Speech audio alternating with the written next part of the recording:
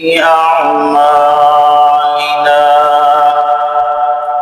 من يهده الله فلا مضل له ومن يضلله فلا هادي له ونشهد أن لا إله إلا الله شريك له ونشهد أن سيدنا وحبيبنا ومولانا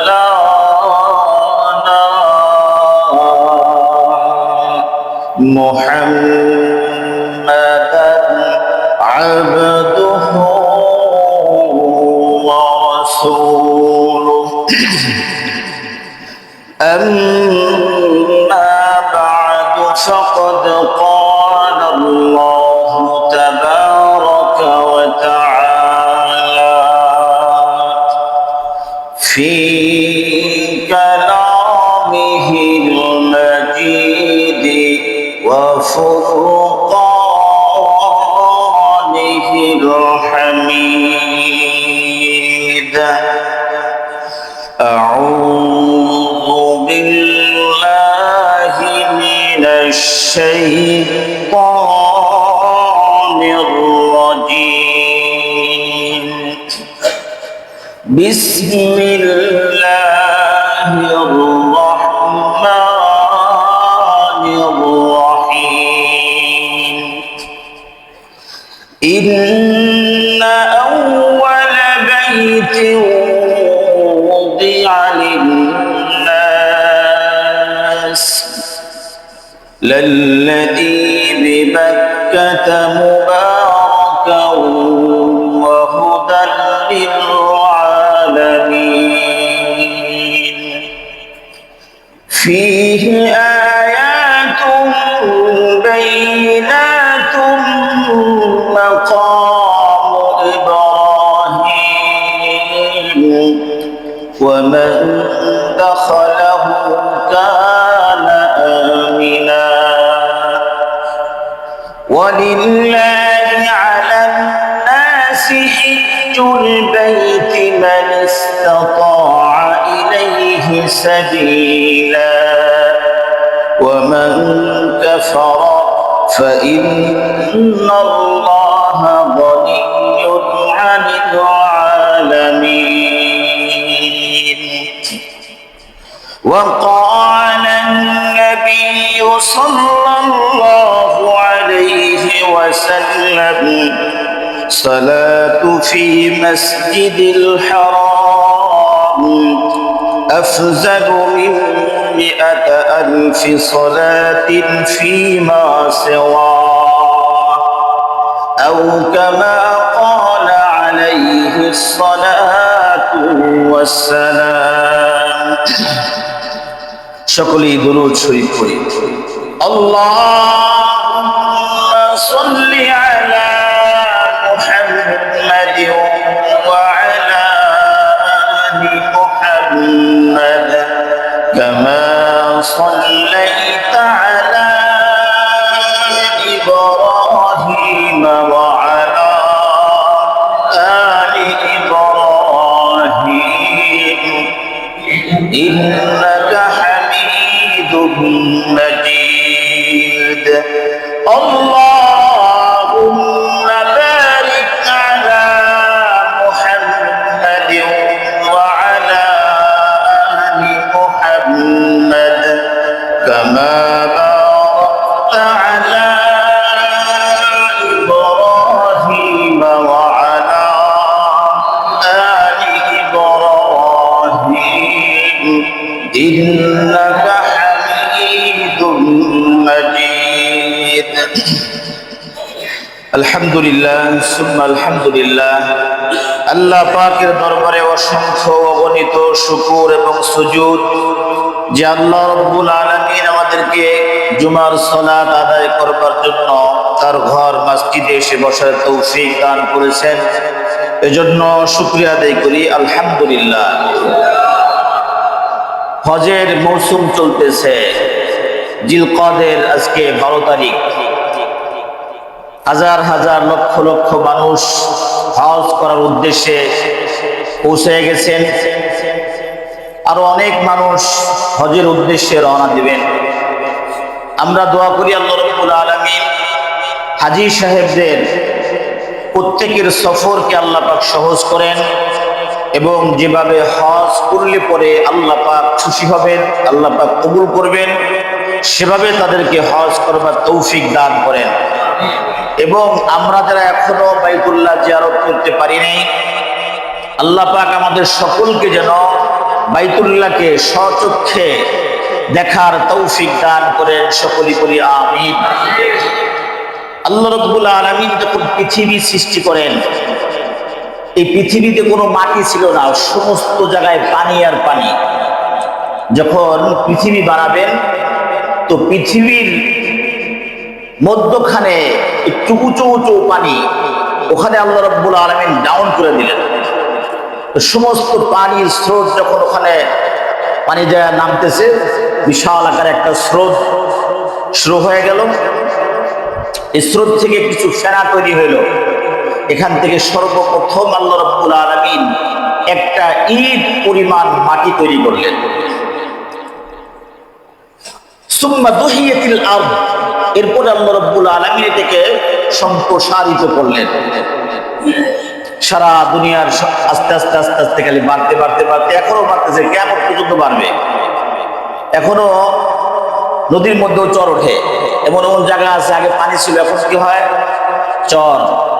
এটা কিয়ামত পর্যন্ত এই জমিন বাড়তে থাকবে, কিয়ামত পর্যন্ত। পৃথিবীর সর্বপ্রথম মাটি একটা ইট পরিমাণ, এরপরে দুহিয়াতিল আরদ, ছড়ায় গেল, সব জমিন তৈরি হয়ে গেল। আল্লাহ পাক মানুষ বানাইছেন, জিন জাতি বানাইছেন, আরো হাজারো মাখলুকাত আল্লাহ পাক বানাইছেন।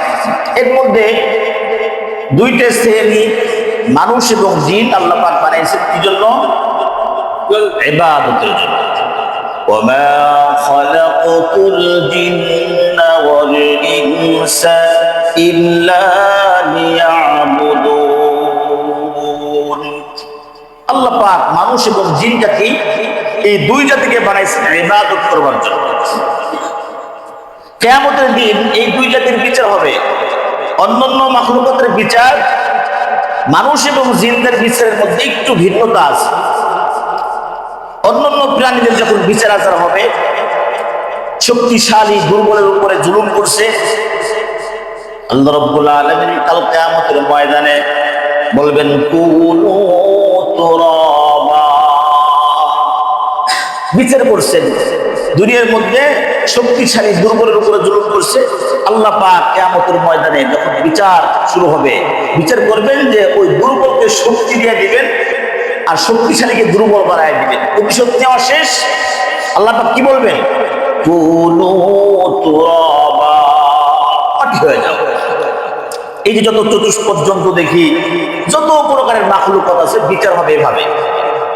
কিন্তু মানুষ এবং জিনদের বিচার হবে ভিন্নভাবে। দুনিয়ার মধ্যে এদের আমল আখলাক যা কিছু করছে, ভালো আর মন্দ, এগুলা বাছাই করা হবে। নেক আমল আলাদা, বদ আমল আলাদা। যদি নেক আমলের পাল্লা ভারী হয়, আমল নামা ডান হাতে আসবে, জান্নাতের টিকিট পাওয়া যাবে। আর যদি আমল নামা বাম হাতে আসে, মানে আমল খারাপ আমলের পাল্লাটা ভারী হয়ে গেল যদি যায়, তাহলে আমল নামা বাম হাতে আসবে। এই ব্যক্তিকে বলা হবে তুমি জাহান্নামের দিকে যাও। তাহলে মানুষ এবং জিনদের উভয়েরই একই হালত হবে। বিচার হবে দুনিয়ার মধ্যে যে আমরা আমল করছি, নেক আমল, ভালো আমল আসবে। দেখো নেক আমল আর বদ আমল, এগুলোর কি হবে? বিচার হবে। বিচারের পরে আল্লাহ পাক জান্নাত জাহান্নামের ফয়সালা হবে। যারা জান্নাতে প্রবেশ করবেন, জাহান্নামের মধ্যে যারা প্রবেশ করবে, মাঝখানে একটা জন্তুকে, মৃত্যু নামক জন্তুকে আল্লাহ পাক জবাই করবেন। যারা জান্নাতে গেছে জান্নাত থেকে আর কোনোদিন বের হবে না, যারা জাহান্নামে প্রবেশ করবে জাহান্নাম থেকে আর প্রবেশ করবে না। যারা একদম জাহান্নামী এদের আর প্রবেশ করার সুযোগ নাই। আর কিছু আছে ঈমানদার কিন্তু নাফরমান, ওগুলাও জাহান্নামের মধ্যে প্রথমে শাস্তি ভোগ করবে, এরপরে শাস্তি ভোগ করবার পরে আবার জান্নাতে যাবে। আল্লাহ পাক জান্নাতে আবার নিবেন। কিন্তু জান্নাতের মধ্যে ঢুকলে জাহান্নামের মধ্যে ঢুকলে আর খালি শান্তি আর শান্তি আর অশান্তি আর অশান্তি। জাহান্নামের মধ্যে খালি অশান্তি, শান্তি বলতে কোনো কিছু নাই। আর জান্নাতের মধ্যে খালি শান্তি আর শান্তি। এদের বিচার আচার হবে।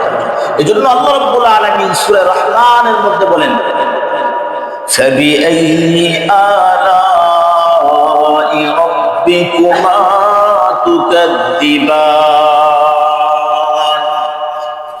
এই আয়াতটা আমরা অনেকবার শুনছি। ফাবিআইয়ি আলাই রাব্বিকুমা তুকাদ্দিবান, এই যে দুই জাতির কথা বলছে, তোমরা দুই জাতি মানুষ এবং জিন, তোমরা আমার কোন নিয়ামতের অস্বীকার করো। আমার যে ভুলে গেছো, আমি রবকে যে ভুলে গেছো, আমার কথা তোমার মনে নাই। তুমি যে মারা যাবা, কবর, হাসর, ফুলসিরাত, মিজান, জান্নাত জাহান্নাম আছে, তুমি ভুলে গেছো। তোমাকে নিয়ামত দান করছি, নিয়ামত পায়া তুমি ভুলে গেছো। আল্লাহ পাক বলতেছেন, কোন নিয়ামত অস্বীকার করবা? নিয়ামত গুলো তো আমি রব তোমাকে দান করেছি। কেন? বান্দা তুমি আমার হয়ে যাও, তুমি আমার হয়ে যাও, আমার সমস্ত মাখলুকাত তোমার গোলাম হয়ে যাবে। আল্লাহ পাক চান বান্দা তুমি আমার হও, বান্দা তুমি আমার গোলামি করো।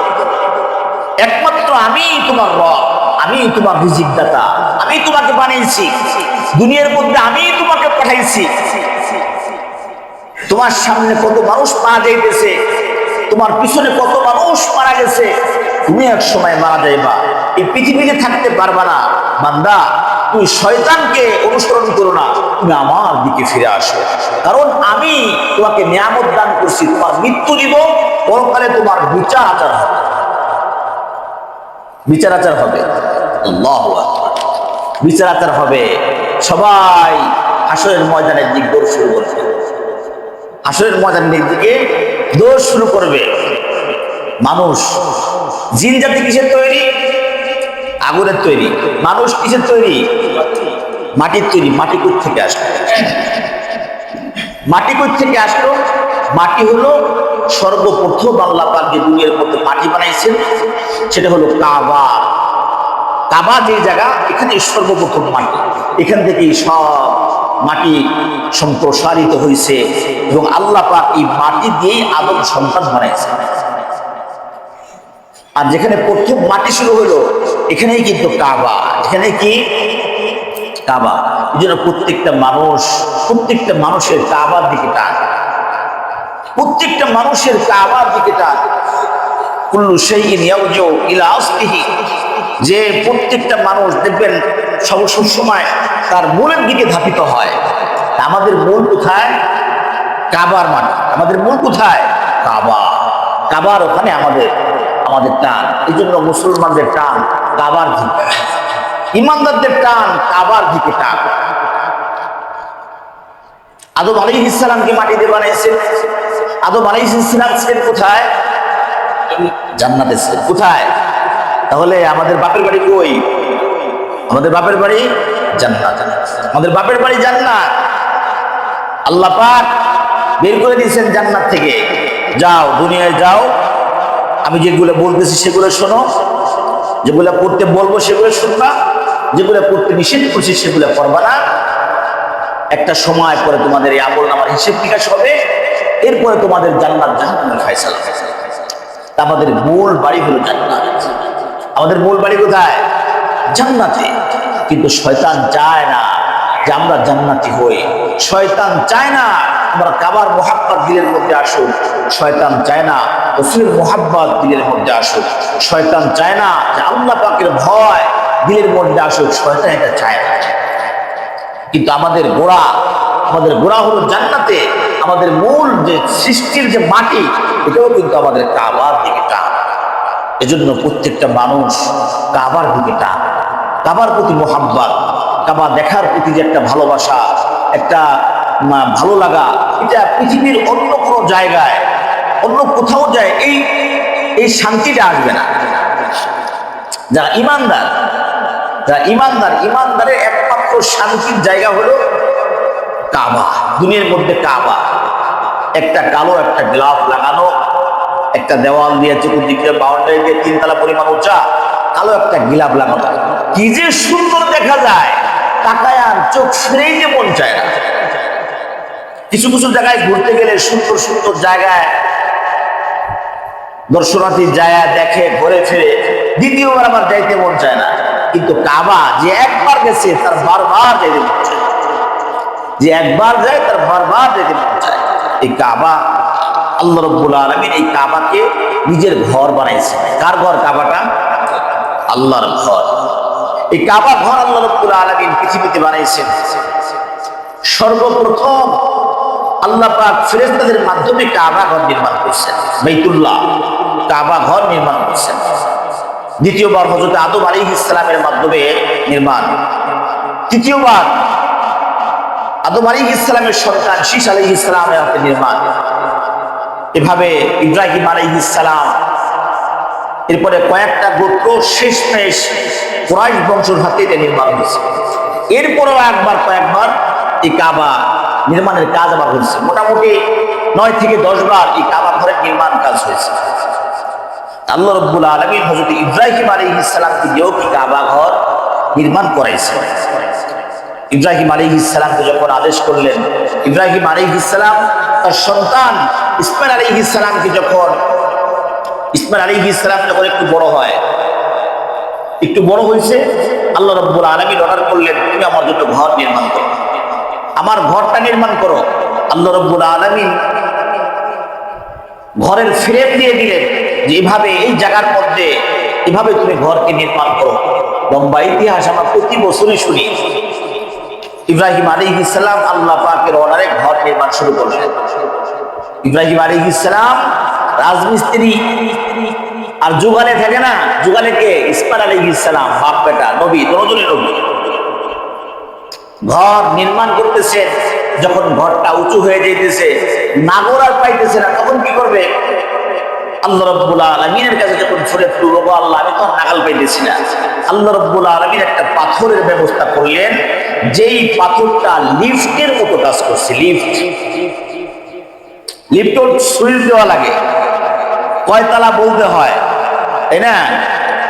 কিন্তু আল্লাহ রাব্বুল আলামিন যে পাথরটা দিয়েছেন ইব্রাহিম আলাইহিস সালামকে, সেই পাথরটার কিছু বলতে হয় না, যখন যেখানে দরকার অটোমেটিক্যালি সেখানে যাইতেছে পাথর। আল্লাহু আকবার। এই পাথরকে বলা হয় মাকামে ইব্রাহিম।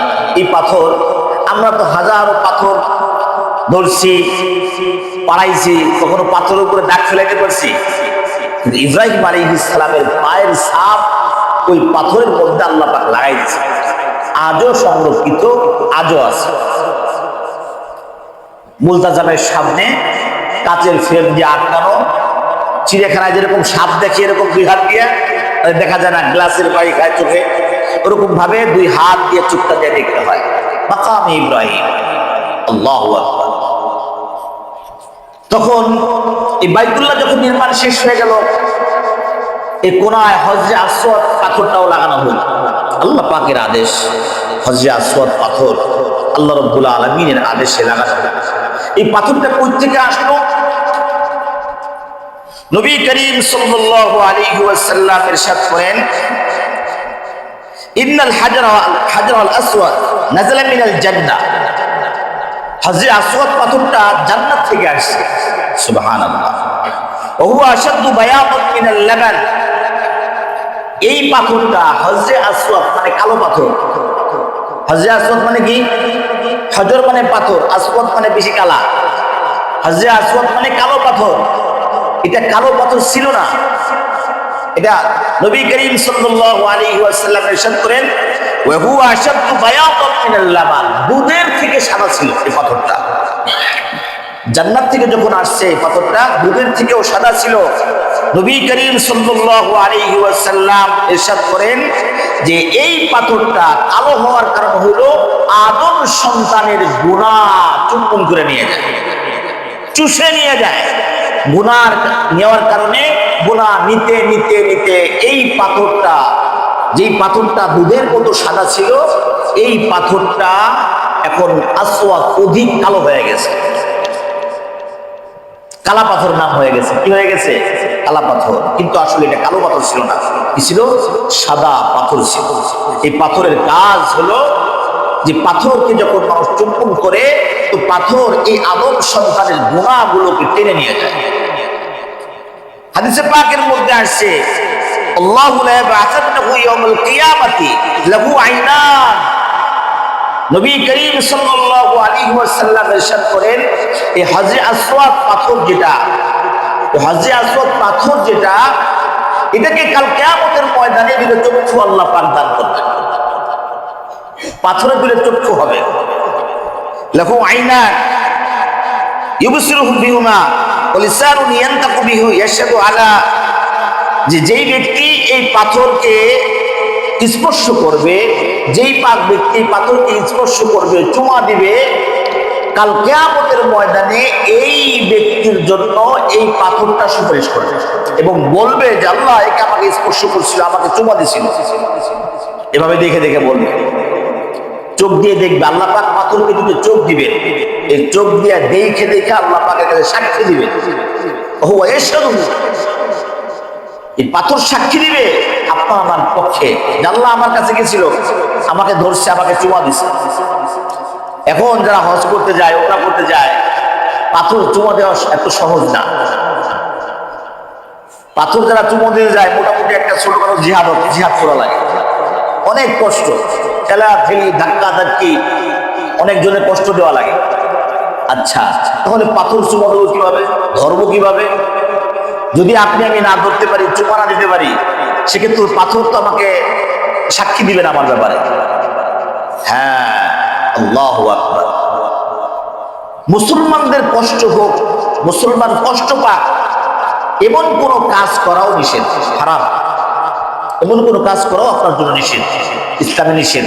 যে মুসলমানদের কষ্ট হচ্ছে, মানুষের কষ্ট হচ্ছে, যেখানে পাথর চুম্বন করতে গেলে যদি কষ্ট হয়, মানুষের কষ্ট হয়, সেক্ষেত্রে আপনি পাথরকে সরাসরি চুম্বন করা লাগবে না, দূর থেকে বিসমিল্লাহি আল্লাহু আকবার বলে চুমা দিলেই, পাথরকে ধৈরা চুমা দিলে যে সওয়াবটা পাবেন, দূর থেকে হাত দিয়ে ইশারা করে হাতের মধ্যে চুমা দিলে একই ফজিলত, একই ফজিলত।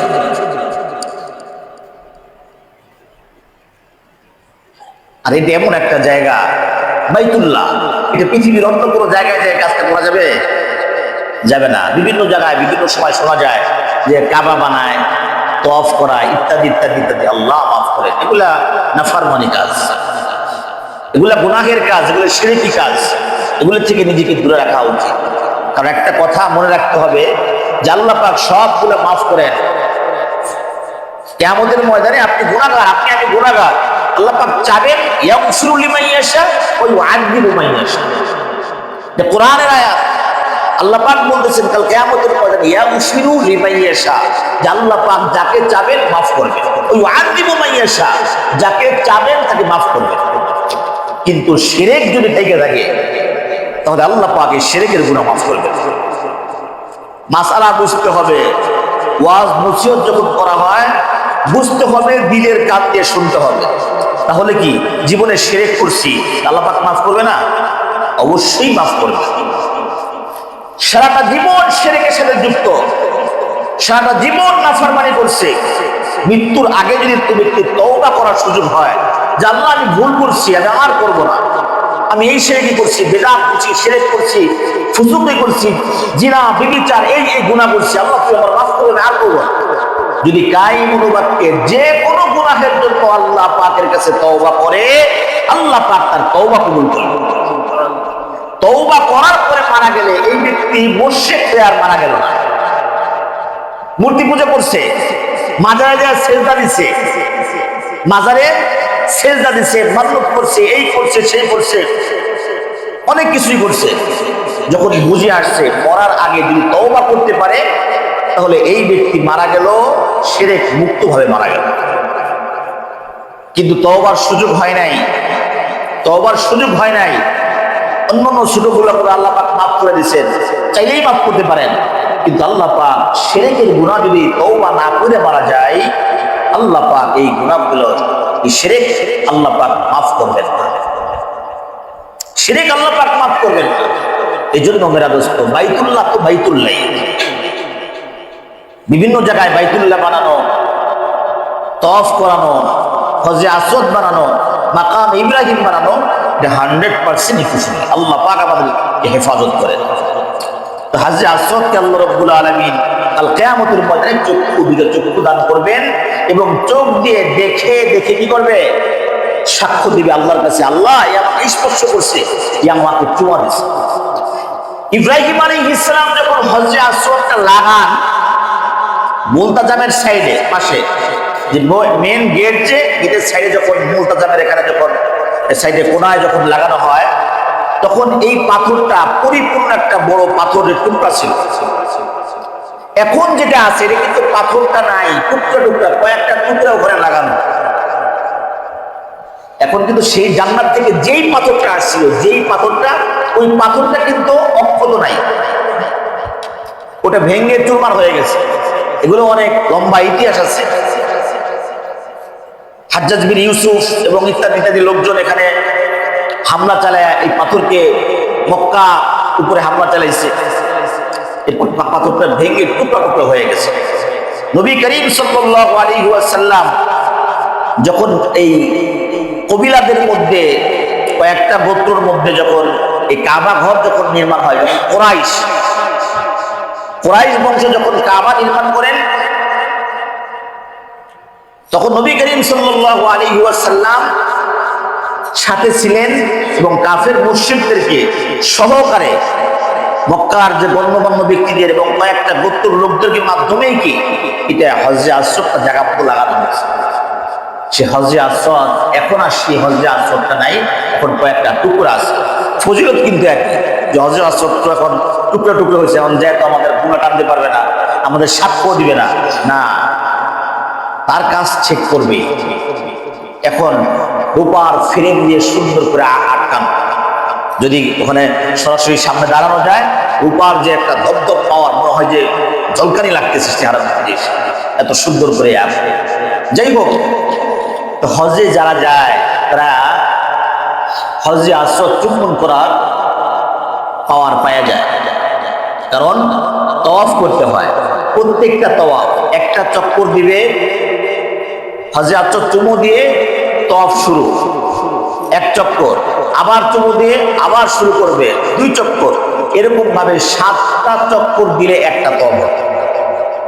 উমরা করতে গেলেও তওয়াফ, হজ করতে গেলেও তওয়াফ। তো হজে আসওয়াদ চুম্বন করা লাগে।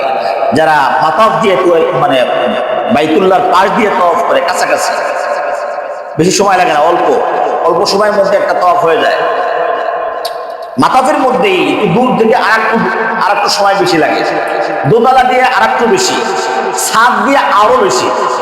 ছাদ দিয়ে যদি করা যায় তওয়াফ, একটা তওয়াফ মোটামুটি 1.5 ঘন্টা, নিচে না 1.5 ঘন্টার উপরে লাগবে একটা তওয়াফ করতে।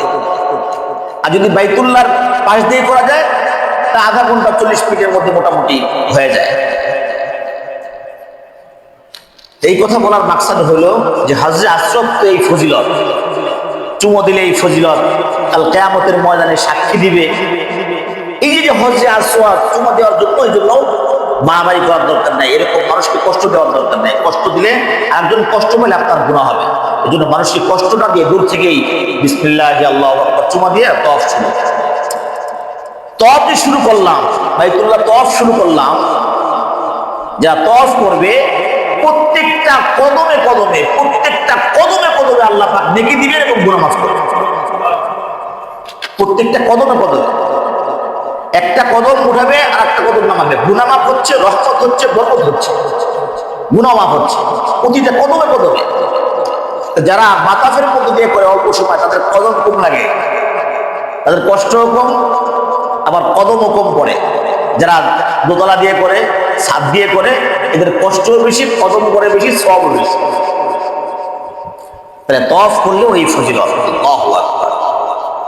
তওয়াফ করতেছি, নবী করিম সাল্লাল্লাহু আলাইহি ওয়াসাল্লাম ইরশাদ করেন, বাইতুল্লাহর উপরে প্রতিদিন 120টা রহমত নাজিল হয়। কয়টা? 120টা রহমত নাজিল হয়। যারা তওয়াফ করতেছে প্রতিটা কদমে কদমে নেকি পাচ্ছে, গুনাহ মাফ হচ্ছে, রহমত বরকত সব পাইতেছে। আবার তওয়াফ করতেছে, এই তওয়াফকারীদের উপরে 120টা রহমতের মধ্যে 60টা হলো তওয়াফকারীদের উপরে নাজিল হয়।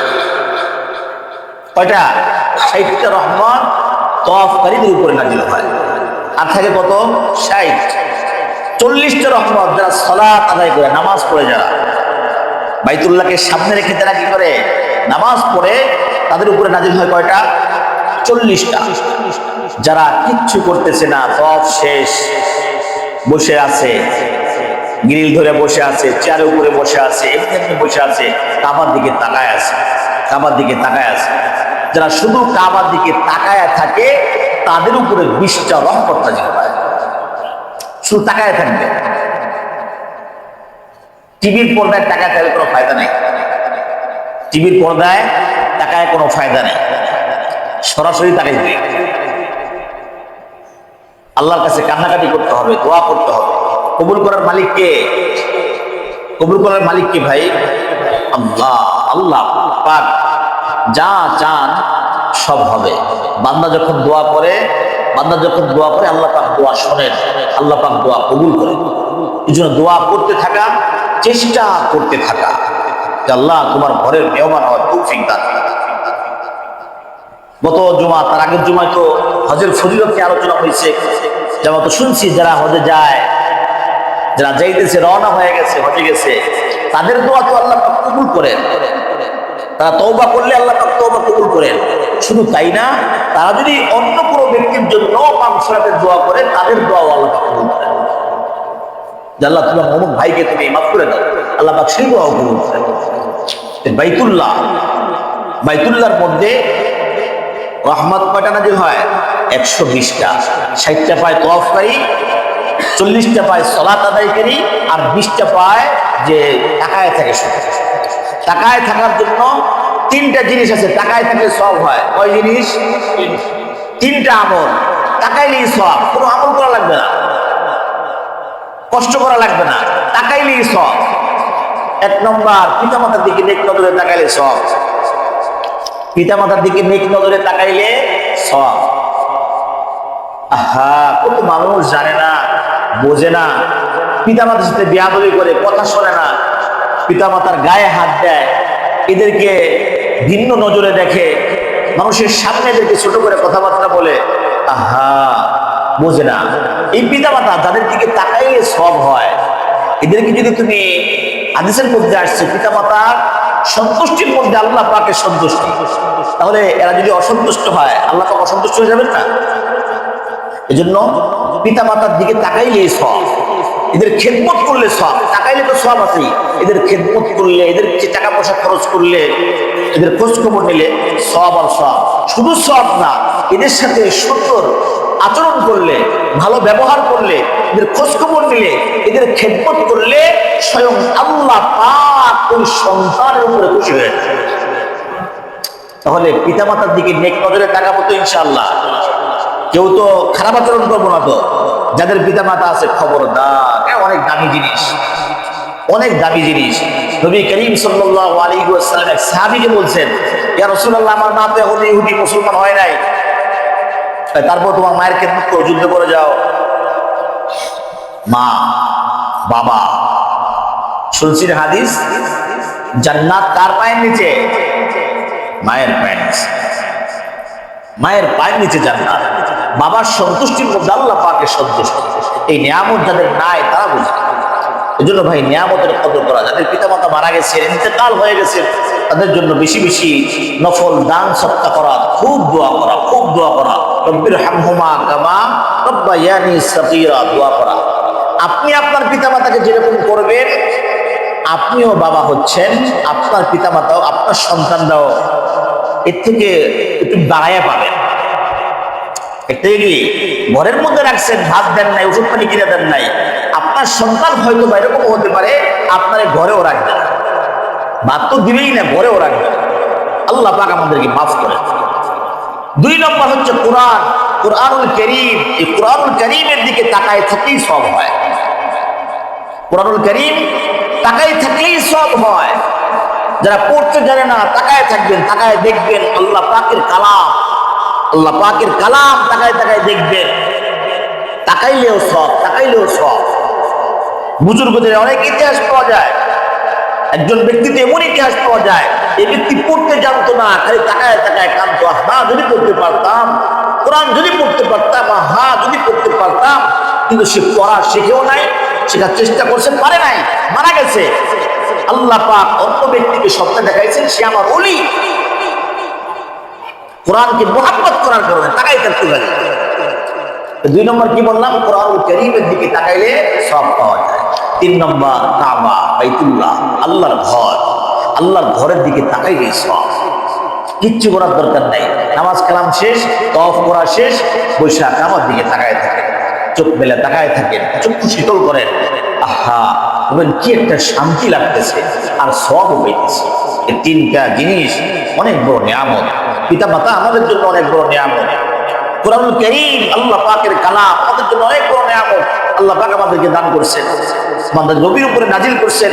2 নম্বর কাবা, বাইতুল্লাহ, বাইতুল্লাহ, বাইতুল্লাহর যে ফজিলত, আল্লাহু আকবার। এই বাইতুল্লাহকে নবী করিম সাল্লাল্লাহু আলাইহি ওয়াসাল্লাম খুব মুহাব্বত করতেন, খুব মুহাব্বত করতেন। মুসলমানদের প্রথম কিবলা কোনটা?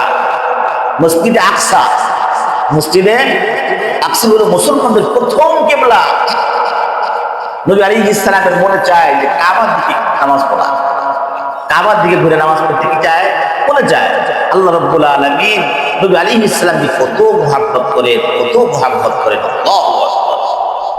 আল্লাহ পাক বলেন আমার মুহাম্মদ হাবিবুল্লাহ, আমাদের নবী আল্লাহ পাকের হাবিব, কত মুহাব্বত করছেন। নবীর মনে চায় বাইতুল্লাহ দিয়ে ঘোরার জন্য।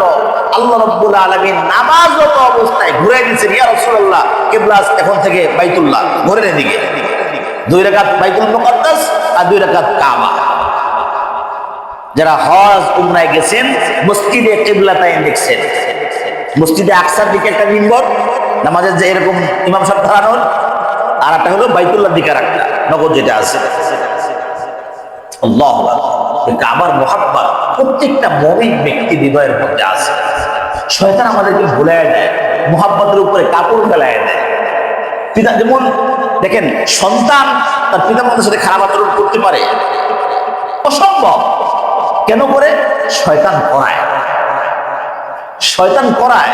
শয়তান এর মাঝখানে একটা পর্দা ফেলায় দেয়। জাহান্নামী করার জন্য শয়তান খুব চেষ্টা করে। পিতামাতার দিক দিয়ে বলেন, ব্যবসা বাণিজ্যের দিক দিয়ে বলেন, চলাফেরার দিক দিয়ে বলেন, ইবাদত বন্দেগীর দিক দিয়ে বলেন, সব দিক দিয়ে শয়তান চাবে আপনাকে আমাকে জাহান্নামী করার জন্য। এই জন্য মুসলমানদের মুমিন ব্যক্তি, ঈমান অনেক দামি জিনিস, সতর্ক থাকতে হবে। আমাদের সতর্ক থাকা চাই যে শয়তান যেন আমাদের ঈমান হরণ না করে, আমাকে শয়তান যেন জাহান্নামী করে না ফেলায়। খুব সতর্ক থাকা, আর বেশি বেশি নেক আমল করার চেষ্টা করা। বাইতুল্লাহর মুহাব্বত, কত মানুষ, লক্ষ লক্ষ মানুষ যাইতেছে, লাব্বাইক লাব্বাইক বলতেছে, হা আপনার আমারও তো মনে চায়। এই জন্য খুব দোয়া করা, আল্লাহর কাছে দোয়া করতে থাকা, দোয়া করতে থাকা। যখন কবুল হয়ে যাবে আল্লাহ রাব্বুল আলামিন ব্যবস্থা করে ফেলবে। কবুলিয়াত শর্ত, হাজার হাজার কোটি টাকার মালিক হলেও যদি আল্লাহ পাক কবুল না করেন আপনি যাইতে পারবেন না। সমস্ত ব্যবস্থাপনা হয়ে গেছে কিন্তু আপনার তাকদিরে নাই। বাইতুল্লাহ জিয়ারত আপনার তাকদিরে নাই। এয়ারপোর্ট থেকেও ফেরত আসবে, জেদ্দা থেকেও ফেরত আসা লাগবে, যদি তাকদিরে না থাকে। এই জন্য কবুল করানো, মঞ্জুর করানো, আল্লাহর কাছে দরখাস্ত লাগানো, আল্লাহকে আমরা কবুল করব। কবুল করলে টাকা পয়সা কোনো ফ্যাক্টর না, আল্লাহ পাক ব্যবস্থাই করে দেবে। কবুল করা মানে সমস্ত কিছু আল্লাহ পাক ব্যবস্থা করে দেবে। এই জন্য মেরা দোস্ত, যারা হজের সফরে আছেন, মক্কা মদিনা যারা আছেন, যারা চাইতেছেন যাবেন, আমরা তাদের জন্য দোয়া করি আর আমাদের জন্য দোয়া করি। আল্লাহ রাব্বুল আলামিন আমাদের সকলকে যেন পবিত্র হজ করার তৌফিক দান করেন, উমরা করার তৌফিক দান করেন। হারামাইন শরীফাইন বারবার জিয়ারত করার তৌফিক দান করেন। সকলে বলি আমিন। ওয়া আখিরু দাওয়ানা আলহামদুলিল্লাহি রাব্বিল আলামিন। রাসূল পড়ি, মেহেরবানি করে রাসূল পড়ি।